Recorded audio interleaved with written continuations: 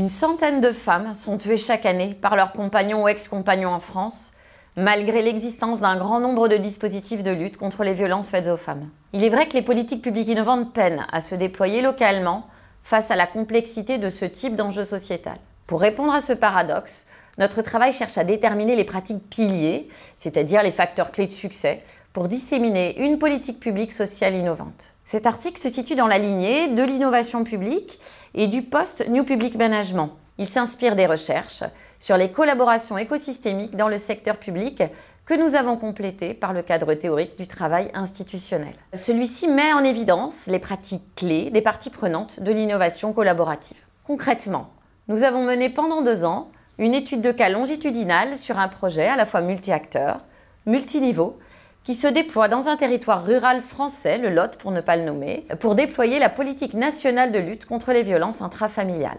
Sur le plan théorique, ce travail permet notamment de croiser des typologies classiques de l'innovation publique avec la grille sur les pratiques institutionnelles de Laurence et Sudhaby. Nous mettons en évidence 3 types de leviers clés pour innover sur le plan politique, normatif et cognitif. Le levier politique, tout d'abord, est déterminant dans les innovations de gouvernance et d'organisation. Dans le projet étudié, 2 ensembles de pratiques apparaissent. D'une part, nous observons des pratiques de persuasion, comme le lobbying effectué par un député pour faire voter la loi de protection contre les violences faites aux femmes, et d'autre part, des pratiques de régulation de l'autorité se manifestent par la force du collectif, notamment lors de la gestion des conflits et de l'intégration des nouveaux membres.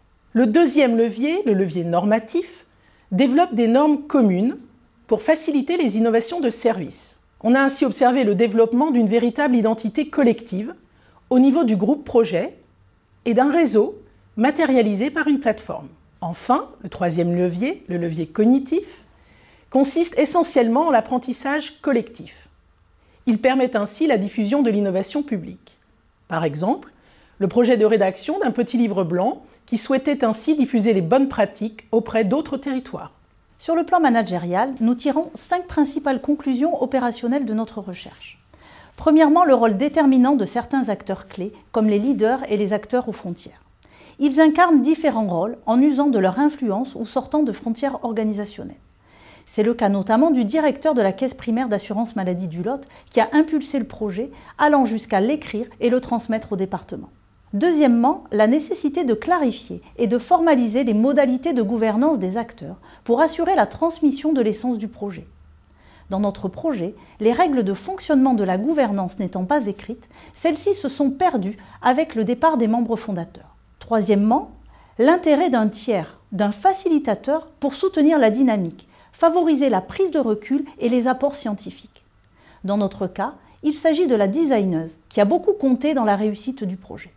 Quatrièmement, la nécessité d'un lien entre le top management et les usagers, soit en associant les représentants, soit en étant dépositaire de leurs besoins pour garantir que l'offre de service est adaptée. Et enfin, l'importance de s'intéresser à la capacité d'innovation des acteurs locaux opérationnels dans le processus d'innovation publique. C'est le cas des travailleurs sociaux engagés auprès des victimes de violences conjugales. Séparément, vous n'êtes pas mal.